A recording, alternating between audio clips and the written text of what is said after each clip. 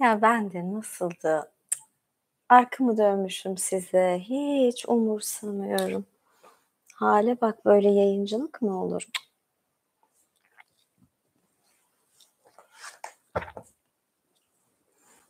Bir masal gecesine daha hoş geldiniz. Bir anda kendimi izliyorum. O yüzden böyleyim. Birazcık uzaklaştırsam mı ya da bu iyi? Oh my god, ha? Shakti. Merhaba. Ben de kendi modumu yükseltmem anca oluyor. Savaşçı yayın olacak mı diye hemen soruyorlar. Evet, olacak.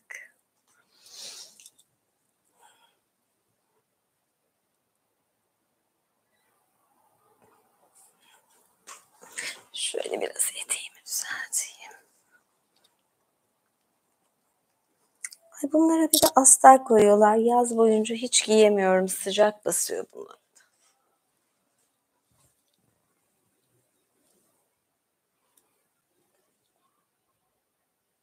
Teşekkür ederim. Aslında yani şöyle sırt dekoltemi göstereyim diye size böyle kitap okumam lazım. Belki okurum biraz.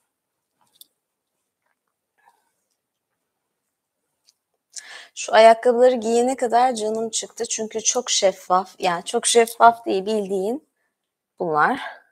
Bunları nasıl giydiğimin videosunu çektim zaten.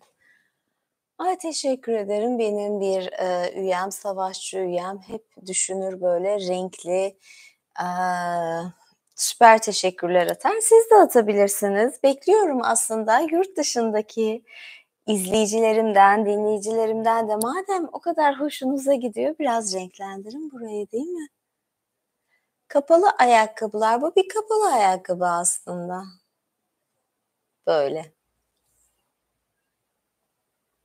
Hımm. Yalnız biraz ayaklarımı terletmeye başladı. Evet, bugün hangi masaldan okuyalım? Yani elimde bir tane Türk masalları kitabı var. Türk masalları, İbrani masalları, Japon masalı, Rus masalı. Hangisini istiyorsunuz? Hangisinden seçelim? Turkuaz, kırmızı, o da mı kırmızı? Turkuaz, kırmızı, yeşil, pembe. Hangi renk olsun?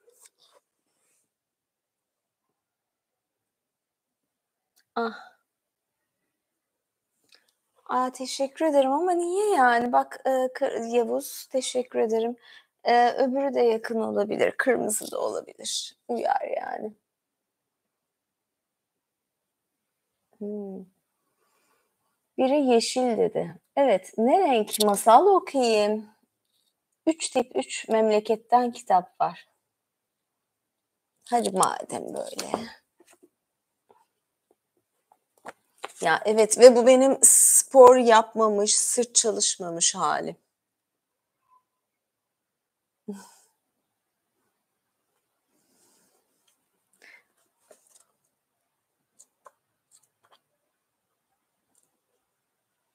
Ya, bu kıyafete Türk masalı pek uymayacak.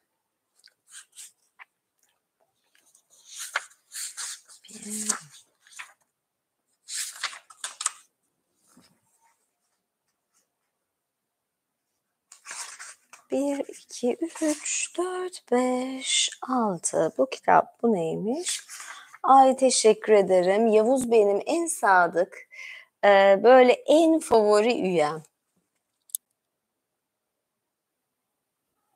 Cevap bile vermiyor. Ha, turkuaz. Ya yeşil de diyen oldu. Turkuaz Türk masalı, yeşil Rus masalı. Rus masalı da yapabilirim. Bir, iki, 3, 4, 5, 6, 7, 8, 9. Çok uzun olacak şimdi. Ben bu kadar kısa bir masal okuyayım. Değil mi?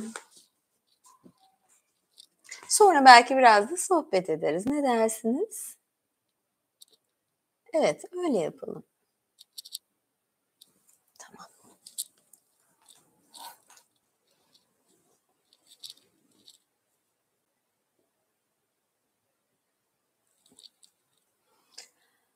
Evet, ayakkabılarım biraz beni rahatsız etmeye başladı. Çünkü böyle şeffaf olunca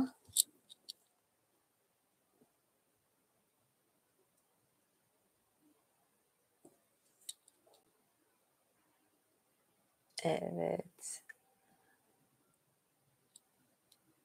belki de. Şu an reklam var.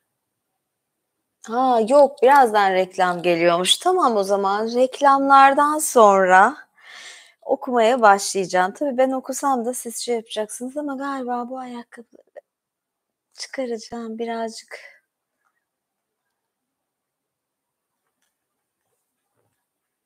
Birazcık bunlar pudraladım ayağımı. Ay çok pudralamışım. Krem sürmem lazım. Bu yakınlarda bir krem bulursam ya da bir yağ. Hı hı. Geliyorum hemen.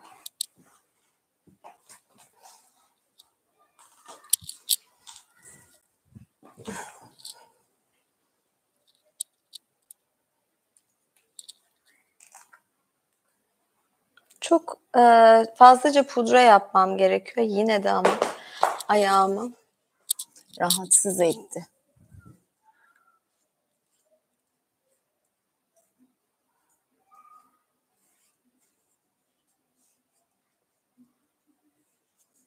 Pudralarımı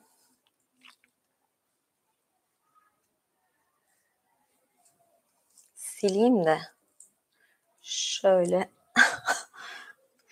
yani sonra alacağım tabii ki onu öyle etrafa yerlere falan atmıyorum. Tabii ki o mendili içinizden biri kapmak çok isterdi. Buna eminim. Evet, masala başlayalım. Hımm. Yakında çorap. Evet, giyerim. Aslında bugün giyecektim de kaldı. Bu kıyafeti giymek istedim. Öyle olunca da çorap olmadı. Yoksa böyle bir şey giyecektim. Ya şöyle bir çorap falan giyecektim. Birazdan şöyle sırtımı dönüp kitabımı okurum. Ivan Popyalov isimli bir Rus romanı okuyorum size. Ay roman diyorum, ne romanı? Masalı. Ruslar deyince hep masal değil de roman akla geldiği için sırt dekoltesi giyildiği zaman hep tepeden saçı toplamanız gerekir. Enseyi açacaksınız. Sırt dekoltesi giymenin kuralı bu. Sırt dekoltesi giyip de ya şöyle bir elbiseyi giyip uzun saçını açsan olmaz. En fazla at kuyruğu. Bu bir stil kuralı. Evet. Evvel zaman içinde yaşlı bir karı koca yaşardı. Bunların 3 oğlu vardı. İkisinin aklı başındaydı. Ancak üçüncüsü budalanın tekiydi. İşte bu şapşal oğlanın adı Ivan, soyadı ise Popyalov'tu. Ya zaten 3 kardeşin hepsinin soyadı Popyalov olsa gerek. Evet.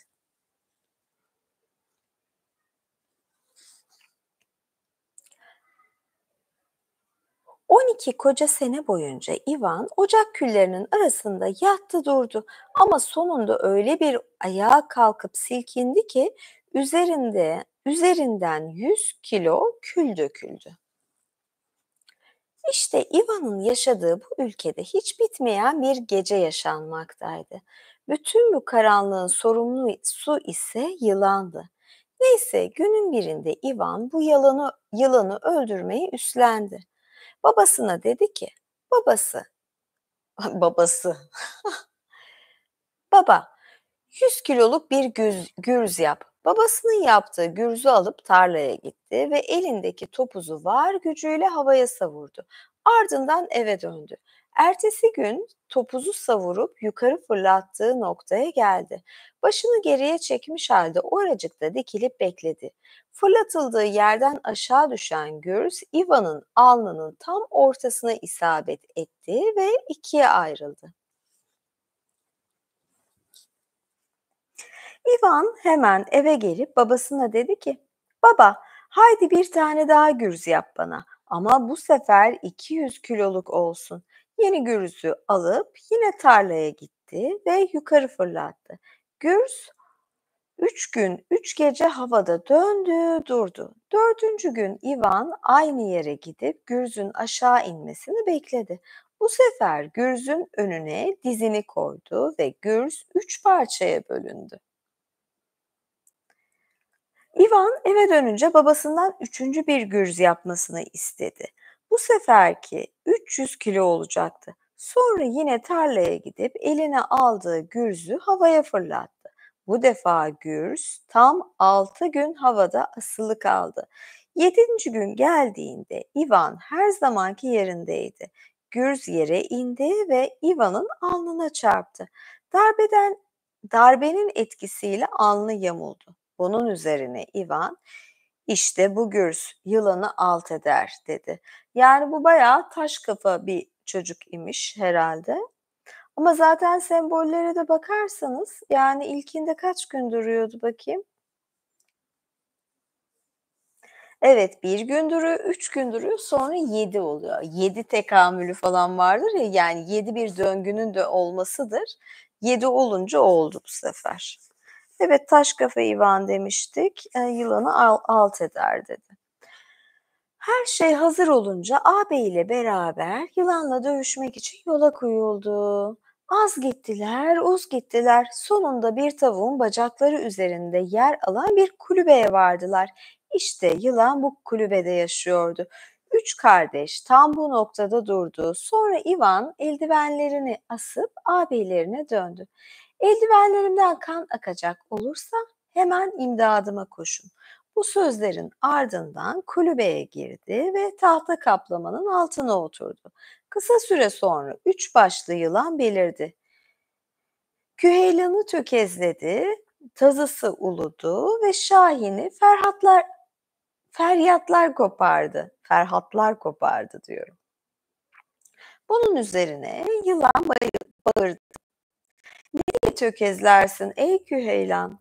Ya sen ne diye ulursun ey tazı? Peki ya sana ne demeli? Nedir o yaygara ey Şahin? Nasıl tökezlemeyeyim diye cevap verdi Küheylan. Tahtanın altında Ivan Popyalov oturmakta. Bunun üzerine yılan dedi ki, hadi çık dışarı Ivanuşka, gel de gücümüzü yarıştıralım. Ivan karşılarına geçti ve dövüşe başladılar. Mücadelenin sonunda Ivan yılanı öldürmeye başardı. Sonra yine tahta kaplamanın altında oturmaya devam etti.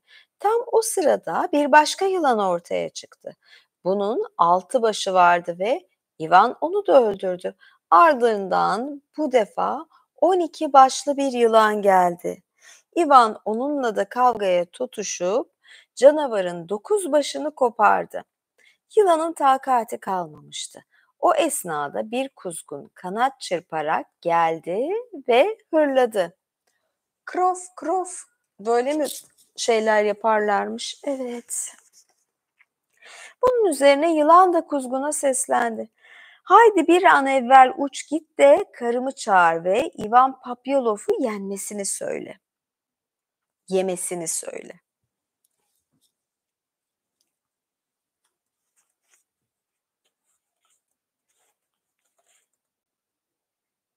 Ama Ivan bu sözleri karşılıksız bırakmadı.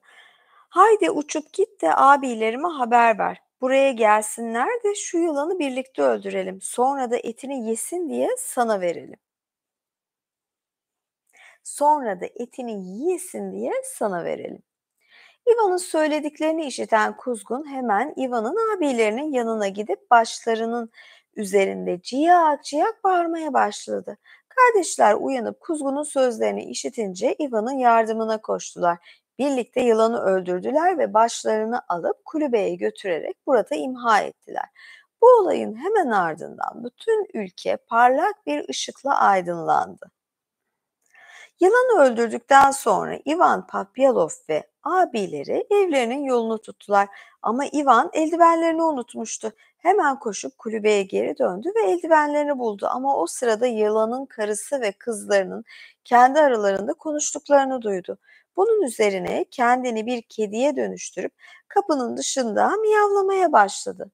Allah Allah, nasıl kendini kediye dönüştürebiliyor ya?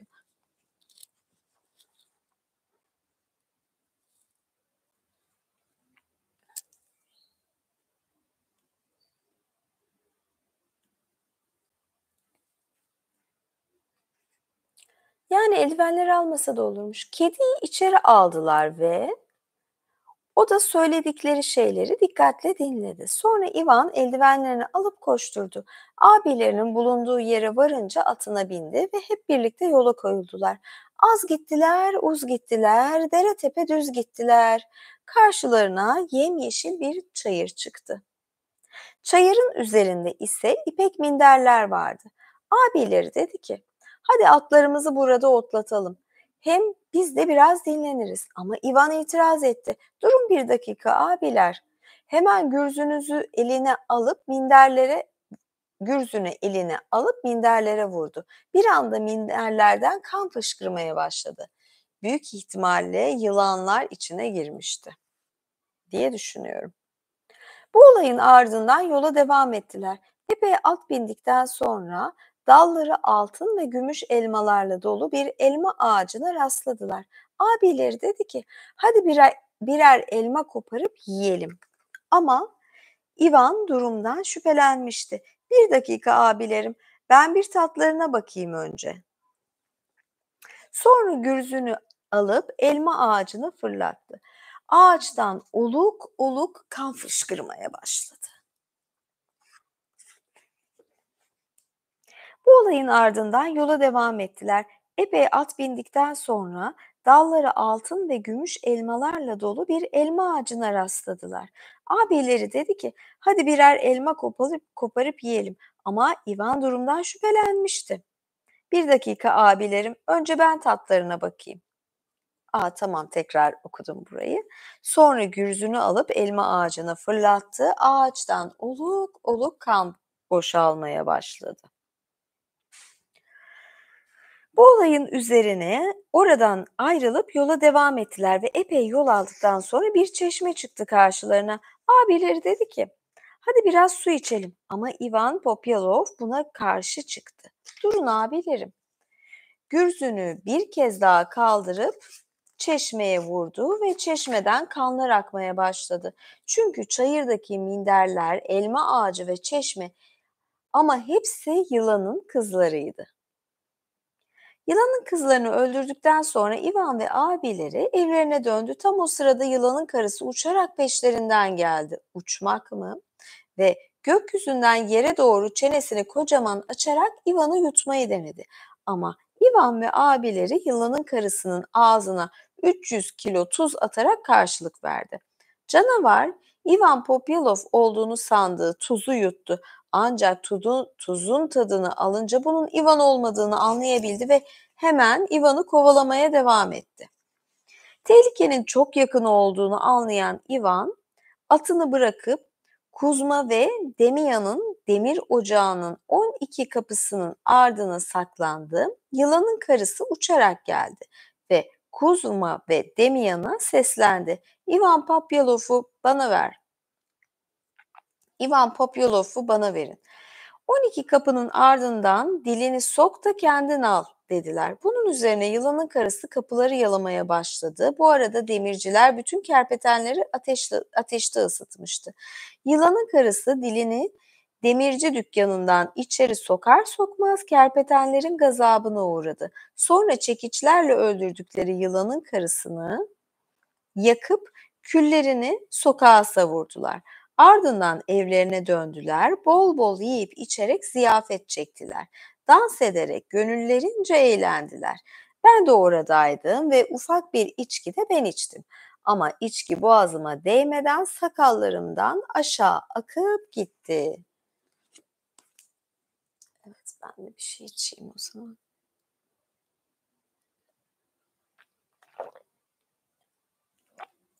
Ah.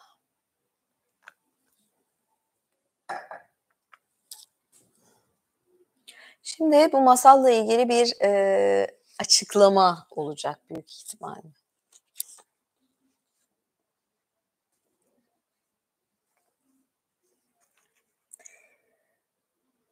Ivan Buykovich'in Boğa'nın Oğlu skazalarında bu masalın bir varyantı var ama burada Slav Aziz George'un öldürdüğü canavar bir yılan değil, Chudo Yudo'dur. Chudo Yudo neymiş? Chudo kelimesi dahi, deha anlamına gelmekte. Yudo ise Judas'a gönderme olabilir ya da tamamen kafiye kurmak için kullanmış olabilirler.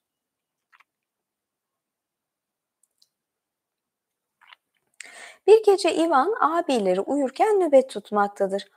O sırada altı kafalı bir Chudo Yudo gelir. Ivan kolayca hakkından gelir canavarın. Ertesi gece aynı aileden 9 başlı bir canavarı katleder ama bu defa biraz zorlanmıştır. Üçüncü gece 12 başlı Chudo Yudo 12 kanatlı postu gümüşten, yelesi ve kuyruğu altından bir at üzerinde görünür. Ivan canavarın üç başını kopartır ama Lerneyan Hydra'nın başları gibi sahiplerinin öfkeli parmağının tek dokunuşuyla yerlerinden tekrar yenisi çıkar. Düşmanı tarafından dizlerine kadar toprağa gömülen Ivan eldivenlerinden birini ağabeylerinin uyumakta olduğu kulübeye doğru fırlatır. Eldiven pencereleri tuz buz eder ama uykucular oralı bile olmazlar. Bu arada Ivan düşmanının altı kafasını uçurmuştur ama daha önce olduğu gibi canavarın başları yeniden çıkar. Canavarın var gücüyle Canavarın var gücüyle itip neredeyse yere gömdüğü Ivan diğer eldiveni de kulübeye atar. Bu kez eldiven çatıyı delip geçmiştir ama abileri hala mışıl mışıl uyumaktadır. Nihayet Chudo Yudo'nun 9 başını boş yere uçurduktan ve koltuk altlarına kadar kara toprağa gömdükten sonra Ivan başlığını kulübeye fırlatır. Darbenin etkisiyle kulübe sallanır, kilişleri kopar. Bunun üzerine abileri uyanır ve yardımına koşarlar. Hep birlikte Chudo Yudo'yu yok etmeyi başarırlar. Üç canavarın dul eşleri olan Chudo Yudo hanımları Ivan Papyalov masalında yılanın kızlarına verilen rolü oynamak üzere ortaya çıkar. Altın ve gümüş meyveli bir elma ağacı olacağım der birincisi. Kim bir elma koparırsa hemen patlayacaktır. İkincisi der ki ben bir çay olacağım. Suyun üzerinde biri altın, diğeri gümüşten 2 bardak olacak. Bardaklara dokunanı boğacağım. Sıra üçüncü eşe gelir. Altın bir yatak olacağım. O yatağa uzanan ateşlerde yanacak. Serçe kılığına bürünmüş Ivan bütün bunları işitir ve önceki masaldaki gibi hareket eder. Cadı olan anneleri intikam almaya karar verirler. Dilenci kadın kılığına girerek geri çekilmekte olan kardeşlerden sadaka ister. Ivan ona bir duka verir.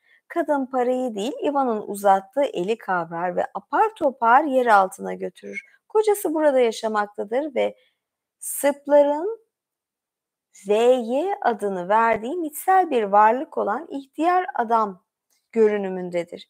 Demir bir kanepede yatar ve gözleri hiçbir şey görmez. Uzun kirpikleri ve kalın kaşları gözlerini saklamaktadır. Ama 12 cesur kahramanı çağırarak demir çatalları alıp gözlerini örten kılları kaldırmalarını emreder. Sonra ailesini yok eden adama bakar. VY'nin bakışı Medusa bakışı gibi öldürücü bir etkiye sahiptir. Fakat Rus masalının anlatıcı babası tutsağının canını incitmez.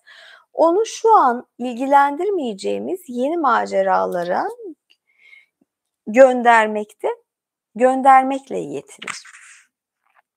Bu masalın üçüncü varyantında kahramanımız Ivan Koşkin'in kedi oğlu öldürdüğü Ivan Koşkin'in yani kedi oğlu demekmiş, öldürdüğü yılanlar söz konusudur.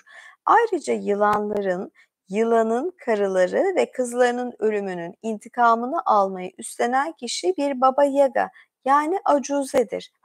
Aldığı karara uygun olarak 3 kardeşin peşine düşer ve ikisini yutmayı başarır. Üçüncü kardeş yani Ivan Koşkin bir demirci ocağına sığınır ve yine canavarı dilinden yakalayıp avını ağzından çıkarıncaya dek çekiçle döverler. Böylece kardeşlerin geçici tutsaklığı son bulur. Chudo Yudo hikayesinde gördüğümüz gibi yılanın ikamet ettiği yerde kimi zaman başka sihirli yaratıklar da vardır. Üç kardeşin izinsiz evlerine giren birini yakalamak ya da gizemli bir şekilde ortadan kaybolmuş bir anne ya da kız kardeşi bulmak için yola koyulduğu masallarda bu durum sıkça yaşanır. Genelde yer altında bir dünyaya veya ulaşılmaz tepenin altına varırlar. En küçük kardeşleri duruma göre aşağı iner ya da yukarı çıkar ve onu bakır, gümüş ve altın krallıklarına götüren pek çok maceradan sonra abilerinin onu beklemekte oldukları yere muzaffer bir şekilde döner. Neredeyse tüm hikayelerde abiler ona eşlik eden güzel prensesleri ele geçirdikten sonra kardeşlerini kaderine terk ederler. Sıradaki masala geçmiyoruz. Burada masalla ilgili bir açıklamada dinlemiş olduk. Evet, bugünkü masalım böyleydi. Bilmiyorum nasıl buldunuz? Bir Rus masalı, havalar soğumaya başladı ya. Dedim ben de bir Rus masalı okuyayım.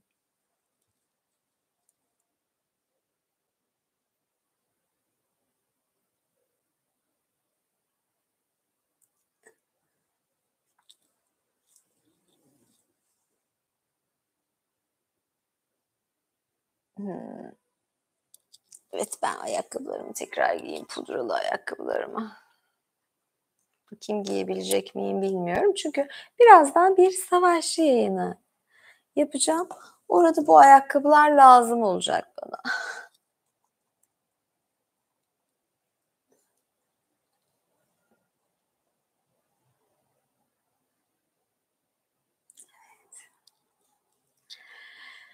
Dediğim gibi bugünkü yayınım burada bitti. Bir dahaki yayında görüşmek üzere. Belki hafta ortası da yayın açacağım ya da bir video çekip paylaşacağım ya da bu hafta bir Instagram'da yayın açarım, ondan sonra onu paylaşırım.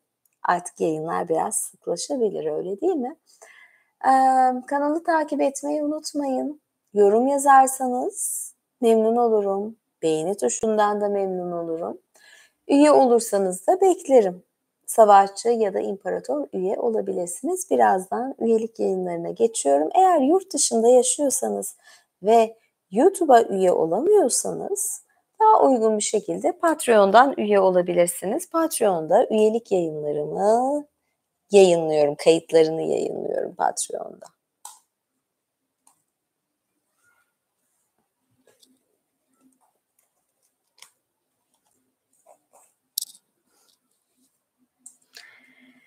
Evet, görüşmek üzere. Harika bir cumartesi diliyorum. Hoşça kalın. Baybay. Harika bir hafta diliyorum, pardon. Evet, sadece cumartesi değil. Görüşürüz.